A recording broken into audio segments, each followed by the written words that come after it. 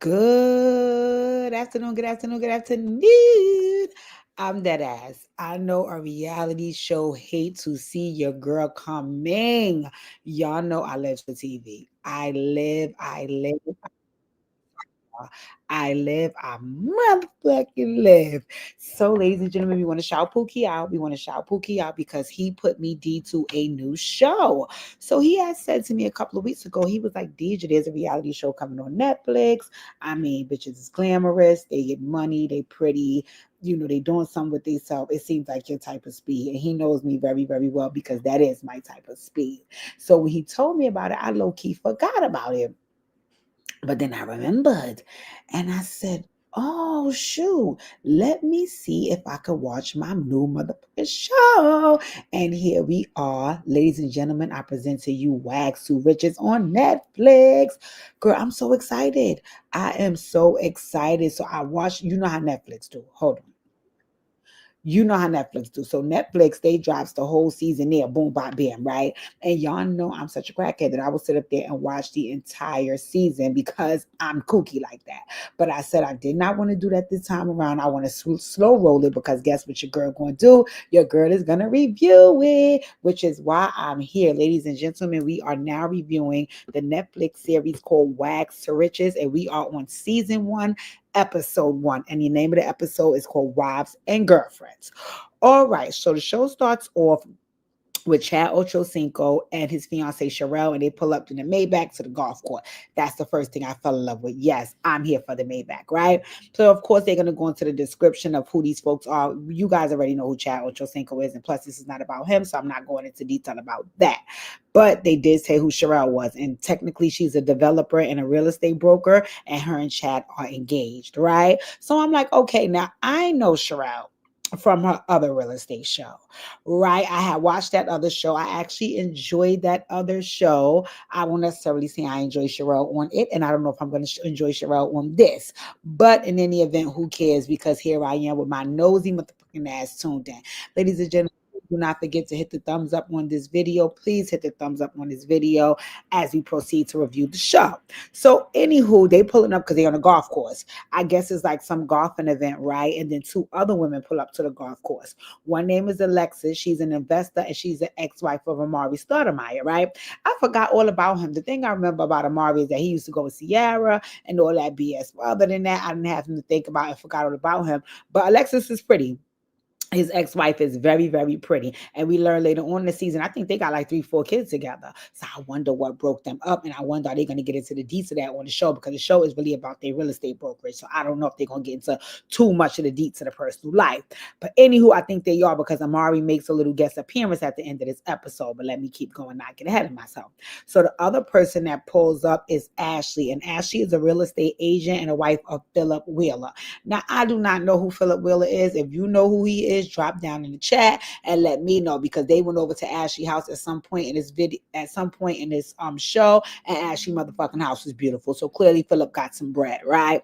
What it looks like is that I don't know. I have to see if I remember what was the name. If I'm not mistaken, I think it was the same name of Charelle's last real estate agency. I know on the show, I forgot the name of the show, but I think it was called Allure Realty, and I think it's still called Allure Realty now. It's just once again a whole new set of cast and agents, right? So Ashley is one of them, and you're gonna meet more as time goes on. So anywho, and then Andre and Portia pull up. Now, Andre is a retired boxer, and Portia is another one of the real estate agents at the firm. So what happened was, Chad and Andre was cool. And Andre reached out to Chad and said, listen, my girl is trying to work for your girl at the real estate agency. Can you see what's up? So Chad told Charelle that. Charelle got in contact with Portia, and now Portia is one of the real estate agents, right? Portia give me, she gonna be like the young spicy one, doing all the, the little shit talking in the confessionals, but we'll see as time goes on, right?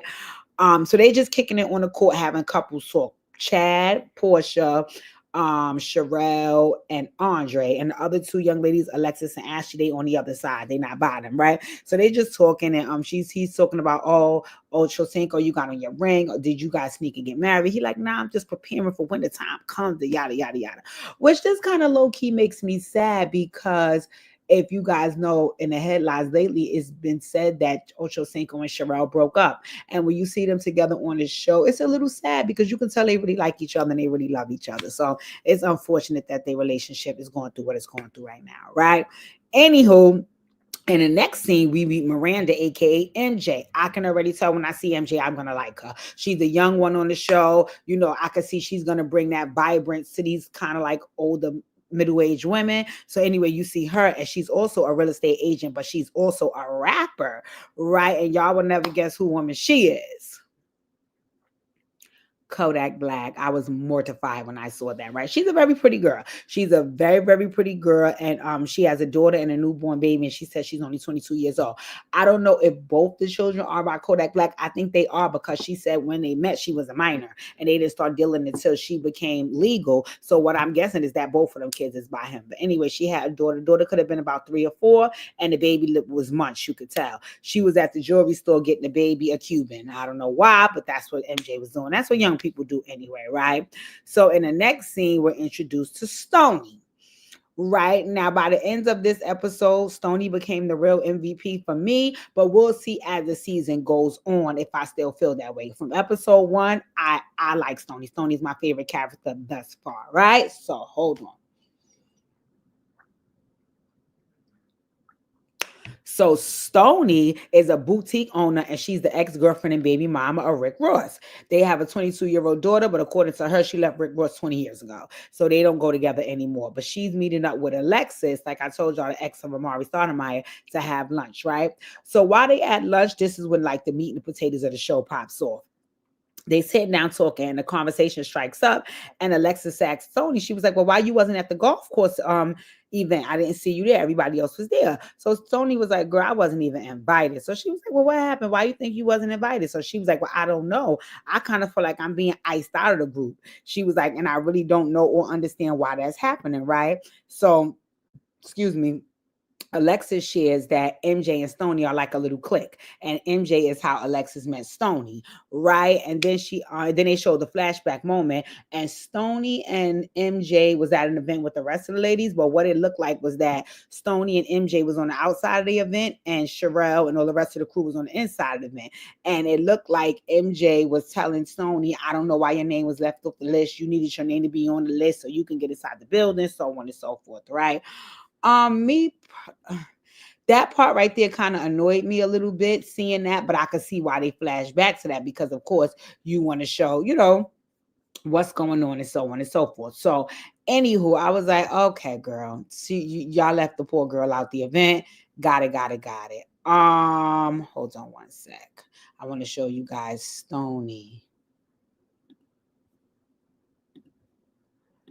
So when they showed that part, I apologize. That's Stony. That's Stony right there. I think Stony's really pretty, right? I think Stony's really pretty. In my opinion, this is not the best picture of Stony. She looked a little better on the show. But I mean, for the most part, Stony is pretty. I want you guys to see her. Yeah, she looks good. She looks good. Hold on one second. Yeah, Stony looks good, right? She looked very, very much more prettier on the show, if you ask my opinion. Anywho, so Stony shared that the friend group can be a little judgy, and that MJ makes her feel more comfortable and accepted, so that's who she gravitates to more, right? So Alexis shares with Stony that because of her big personality, she feels that can be a little intimidating to the group. And Stony is like, but I'm mad cool though, so why would my personality be an issue for these ladies? That part right there, I didn't necessarily care for because I don't think Alexis was saying this, but this is normally what happens in these type of situations when folks see you have that type of personality and they feel intimidated by it. They either don't want to engage with you or they want you to dumb yourself down. And either way, that both irritates me because I'm a person with a big personality. Anywho,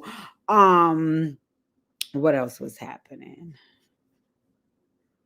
Sorry, you guys. I'm trying to make sure.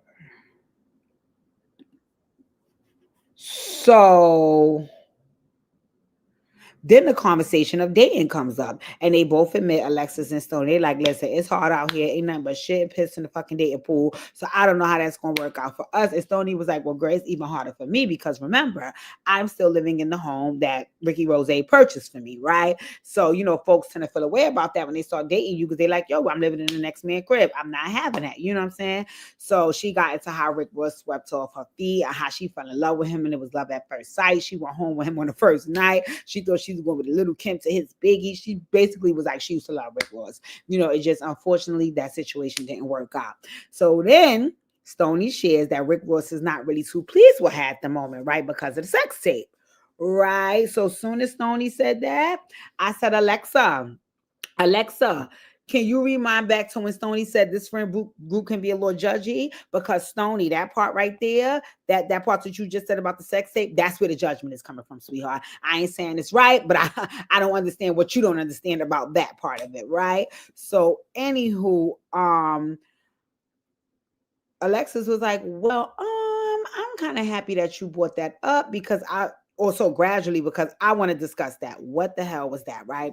So Stony basically shared. She was like, listen, I was younger, and again, I liked the guy. We were having our dealings. We decided to record what the dealings were, right? Okay, great, wonderful.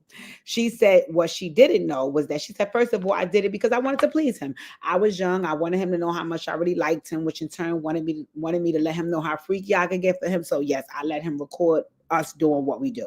She said what I didn't know is that he put it out to the public, right? She said when things got rocky between him and her, he started cheating. She was like, she contacted the other girl and basically told the other girl he had a girl, so on and so forth. He got pissed about that and they broke up, right? She said while they were broken up, 50 and Rick Ross were while they were breaking up, her and the guy, 50 and Rick Ross was beefing. She says so her bitter ex reached out to 50 Cent, sold him the sex tape with him too, and then 50 released it on thisis50.com.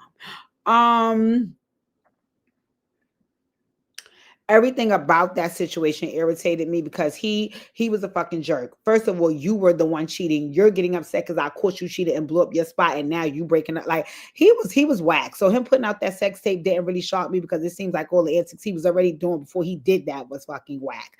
And I do get it. First of all, as an adult, some of us record our sexual tryst. So let's be clear on that. And second of all, when you are young, you do make poor decisions, which is trying to prove yourself to a person because you want them to really like you, depending on where you are in your life.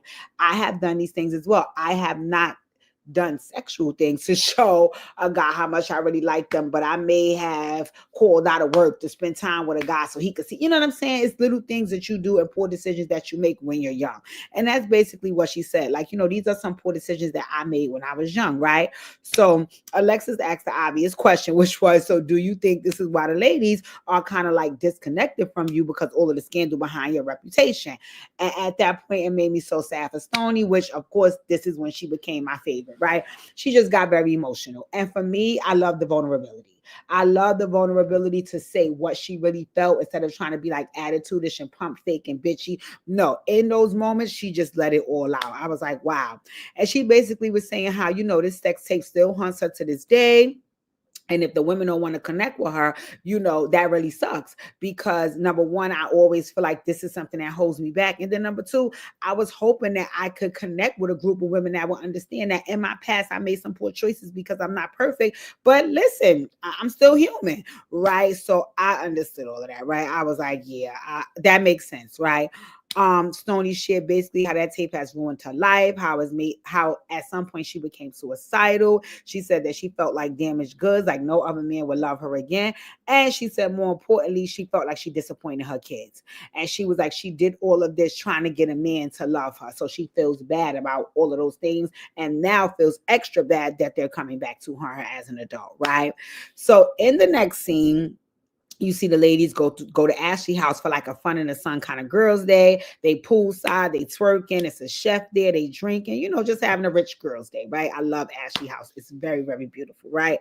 So anywho, Portia brings up, one of the ladies there, that she's showing a house on Hibiscus Island. Oh, Hibiscus Island is a beautiful and luxurious island in Miami, right? So she said, and she's also showing this home to Stony because Stony is interested in purchasing something there, right? And Ashley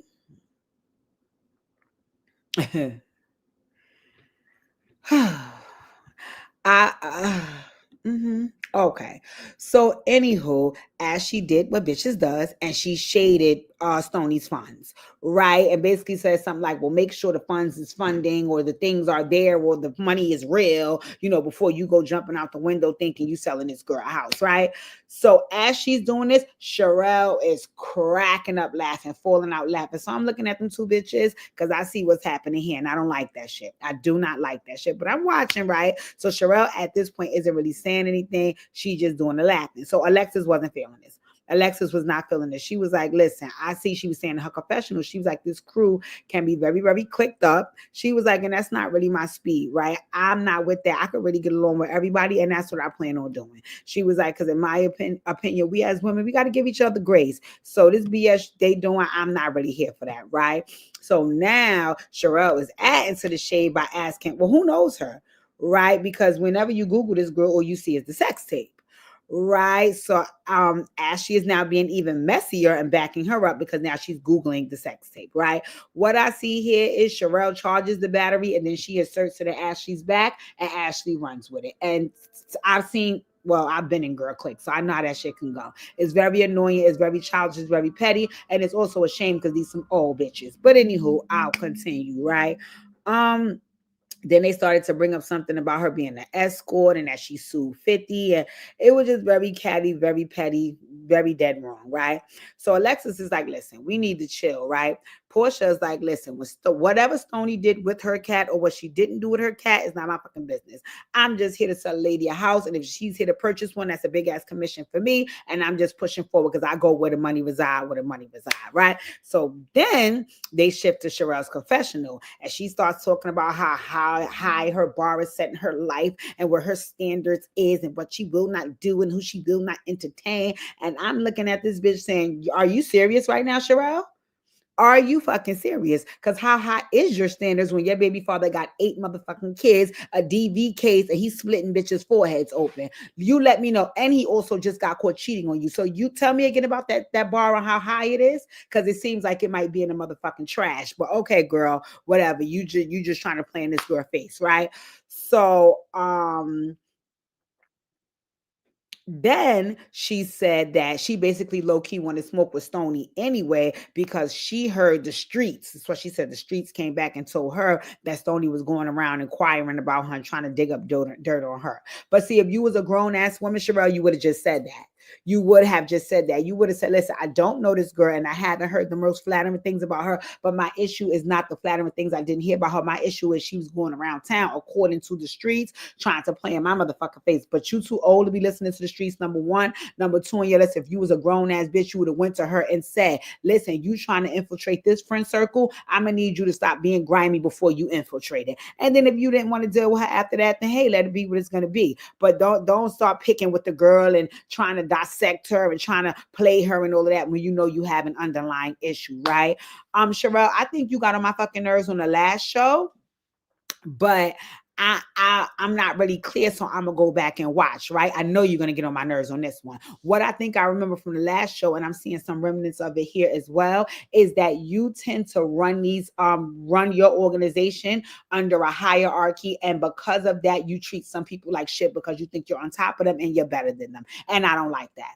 I don't like that. If you're gonna bring these women in to work with you or work for you, the least you could do is have respect for them. But treating them the way that I've been seeing you treat, I don't like it. I don't like it. But anywho, in the next scene, you did something that kind of had me saying, maybe I take back my dislike 10%. You meet up with MJ, right? Because you and MJ going to have a play date with the kids. What I saw with that relationship is kind of like a mentee situation, auntie niece situation. And I could also see you genuinely like MJ. So I see the way you move when you like a person, which is you're not as bitchy as you normally are to people that you don't like or don't know or that you think you're better than, right? So because you're like in this mentor role, because you even said it yourself in the confessional, because you see a lot of yourself in MJ and you think she's your daughter and all this dumb shit, right? You was very nice to her. You was very nice to her. You just asked her like what she has going on, what's going on with her and Kodak, what is taking place that's causing her not to be able to move forward and stand on her business, right? And she was saying, she's just tired of Kodak and this whole rapper lifestyle. And one of the main parts she can't stand is the women. She said it's very annoying to have to deal with these women and him and his bullshit. It gets on her nerves, right? And Charelle was trying to say to her, like, well, maybe you might need to get some counseling or see a therapist so you can learn how to navigate through this. Because what ends up happening is you fall out of all of the things that you need to do for MJ when you going through something with Kodak. And MJ was like, listen, I'm not seeing no motherfucking therapist. I ain't got time for that. I just need to leave this nigga alone, right? Because this ain't working out, and I really cannot take the constant disrespect, right? And like I said, Charelle was very nice to her, very warm with her.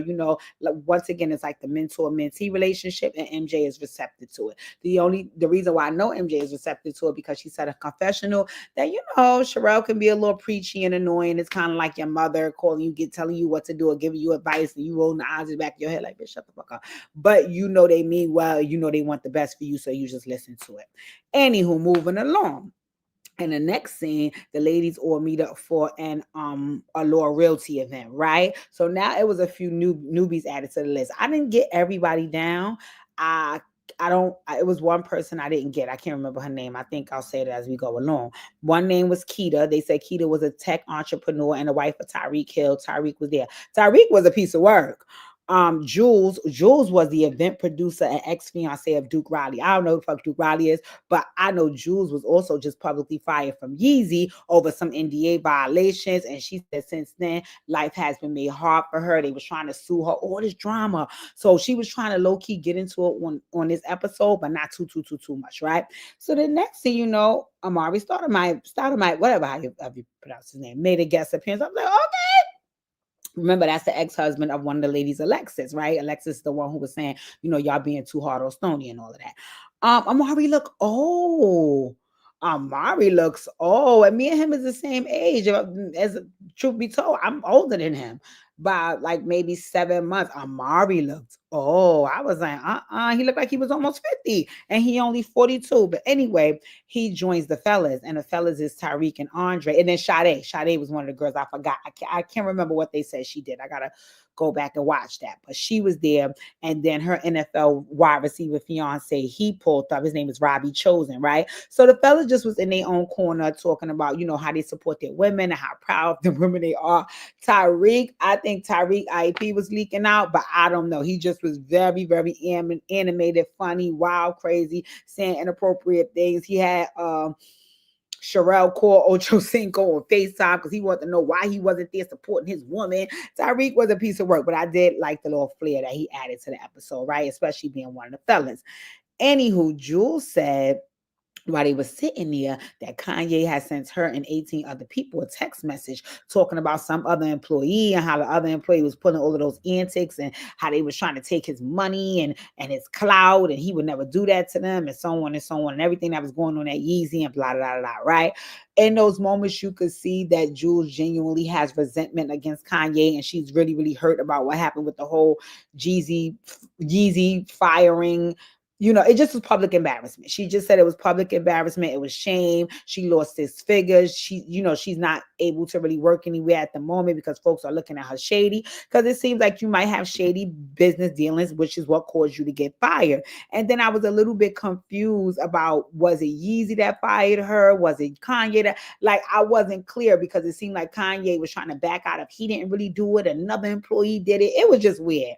And she kept trying to explain it to the ladies. And one of them was like, no, I feel you. And you got to handle your business and do what you got to do for your reputation. And the other one was looking like, bitch, I don't know. I don't trust you. I think you're shady. So when Jules got up, because somebody called her on the other side, the two ladies stayed talking. And like I said, one was more so like, well, she got to do what she got to do, because I don't want to see her lose out on money. And the other one was like, yeah, well, I think you lose out on money when you be doing shady shit and being weird. I don't trust her. So I was like, Lord. Okay. So anywho, now Stony shows up.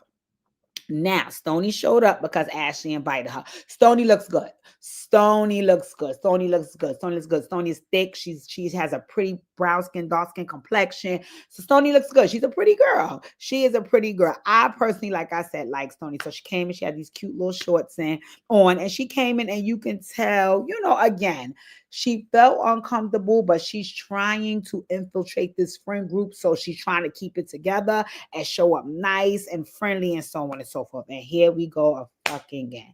So now Charelle starts up again. I'm very cautious about who I bring in my circle. And the ladies are like, listen, you gotta chill. Like, we trying to get to know her. You coming across a little too judgy. You don't know the fucking girl. You don't know what happened with the sex tape. Let's just move on past that, right? So in Charelle's confessional, she's still popping shit to her. Well, if I would have sued 50 Cent and got a couple of $1 million, I would not be still living up under my baby daddy roof. I would get my own house because as a woman, I don't want to be codependent on. Bitch, you know you can't be codependent on your man because he got 8 other mouths and hearts and minds and souls to worry about before you. Leave this fucking girl alone. Annoying. So anywho, they go sit in a circle, and then she still talk about the fucking girl, right? She's like, well, listen, this girl has been rumored to be a porn star and an escort and all this. So one thing I liked about Jules is like, oh no, y'all not gonna do that. And I understand where Jules was coming from. The same way how there's been some misconceptions made about her with that whole Yeezy thing, she could understand how there's misconceptions being made about Stony. So she was like, listen, we done all suck some dick on camera. Y'all bitches don't lie. Y'all can pull out your phones right now, and I bet you I can see in somebody's library or somebody's archive y'all hoes being gawk 3 million. So cut it the fuck out. She was like, in any event, come on, stop it. This has to stop. She said, as a matter of fact, y'all bitches raise y'all hand if y'all ain't never did that shit, right? So as this is going on, Stony enters the chat, right? So she comes and she sits down, and Jules is like, let me keep it real with you, girl. These bitches act like they don't really want to fuck with you because they heard Jules going around sucking dick on camera, and they think they too good to be doing all of that, right? So Charelle was like, well, that's not what I said. I said, I don't see myself fucking with you because of the reputation you have. That's exactly what you said, bitch. It's just Jules said it a little bit more harsh. Anywho, so Stony is like, well, what's my reputation? And she was like, well, your reputation is that you're an escort. And Stony was like, I'm not an escort. And if I was, why y'all bitches patrolling my pussy? Like, what's going on here, right? She was like, listen, we all grown. We all have made poor decisions once or twice in our life. And because someone maliciously used my poor decision against me, that doesn't make me the most worst person in the world. So why you don't want to fuck with me, right? So then it becomes a back and forth between them, right? And in Stony's confessional, she's like, yo, I feel ganged up on. She was like, come on, we all make mistakes. This is some bullshit, right? So then Stony pulled Charelle to the side. And Stony did what a grown bitch would do. She was like, listen, what's your deal, bro? What's your deal? What is your deal? It seemed like you just don't want to like me because you haven't taken the opportunity to get to know me. I'm telling you that what you heard about me is not true, and you still saying your guard is up and you don't know if you want to fuck with me. Stony, I want to say something right here. I wish that I was like your cousin. I wish you was doing Hill of Hearts, Stony.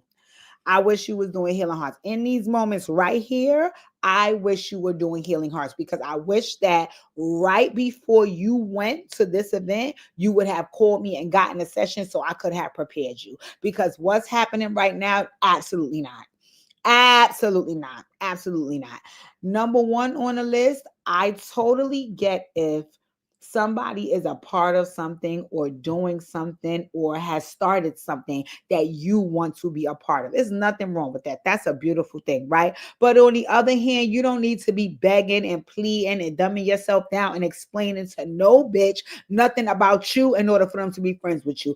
If they meet you and for whatever reason they don't like you, they don't want to get to know you, they don't want to deal with you, and they don't want to affiliate with you, fuck them. So in these moments right here, it kind of gave me a little bit of, I know you're the queen bee of this crew and I'm trying to be down with y'all. So let me just pull you to the side and beg and plead in private so I could get a little spot in the crew. Fuck Charelle and the crew. Okay? Because all that shit she was doing was unnecessary, catty, petty, and Emma fucking Shaw. And what I didn't like was you were succumbing to that. Absolutely not. Absolutely not. You didn't do nothing personal to this girl. At one jab, I did like you through, which lets me know you got it in you. You said to her, girl, I wasn't fucking your man. Exactly. So what's your deal, bitch? You just don't want to be cool with me. Okay, fuck you too. So I don't know, Stony. That whole pulling to the side kind of irritated me. But once again, I guess there's a level of thirst, no shade, for you to be down with these people. So, hey, but once again, like I said, you kept showing me sparks that you got it in you, which made me like you because after you pulled to the side, you saw that what you were saying wasn't penetrating. Y'all both decided to go sit back down. But before you sat down, you grabbed your bag and was like, bye, bitches. Right, bye, fuck y'all. So when Stony left, here's Charelle. See, that's y'all friend. Y'all bring hood rats and hoodlums around. And you know what's crazy? I literally just talked about this introvert, extrovert type of women conversation on live last night. I literally just talked about this on live last night, and how some women can feel insecure because they think they're being judged, and then how some women can actually be judging the woman that's different from them. This shit was nasty. And Charelle, okay, girl. Okay. So, anywho, in the last scene, we see Stony in her element. She's at her boutique. She's making a sale. She's talking to the young lady. You can tell, very sweet, very nice, very friendly, right? So after the young lady leaves after making a purchase, she goes online like we all do, and she see that MJ has gotten into a physical altercation. It seems as though MJ might have got, that's Kodak Black baby mother. It seems as though she may have got, from what you kind of seen on it, because she didn't show her phone really good, but it seems like MJ may have got into a physical altercation with a young lady over Kodak Black, and you hear her saying, "Come on, ho," and all that. Like maybe she was trying to fight the girl, and I think the girl got her arrested. So Stony was trying to call MJ. MJ never answered, and the episode went off. So listen, hoes, clock it. We got a new show.